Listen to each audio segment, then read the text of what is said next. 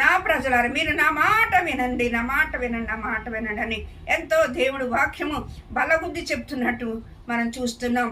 కీర్తన మరి 81వ అధ్యాయములు అంటున్నాడు, ఇశ్రాయేలు నీవు నా మాట విననేయలలా ఎంత మేలు, ఇశ్రాయేలు నువ్వు నా మాట విననేయలలా ఎంత మేలు.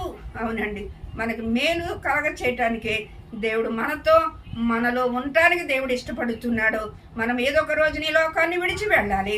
దేవుడు అందుకనే ముందుగానే ఆయన వచ్చి ఆయన ప్రియకుమారుని నీ కొరకు నా కొరకు పంపించి ఆయన మరి శిలువ మరణమును మన కొరకు నలగొట్టుకోవడానికి తండ్రికి ఇష్టమైంది, కానీ మనల్ని నలగొట్టుకోవడానికి తండ్రికి ఇష్టం లేదండి. మరి కుమారుడు ద్వారా మనం పొందుకున్న ఆ రక్షణ మనము అద్దరి దాకా వెళ్ళేదాకా కూడా మన విజ్ఞాపన, మన వేచనలు, మన కన్నీరు, మన రోదన దేవుని సన్నిధిలో కుమరించాలని దేవుని వాక్యం చెలవిస్తూ ఉంది. మరి ఈ 11 డేస్లో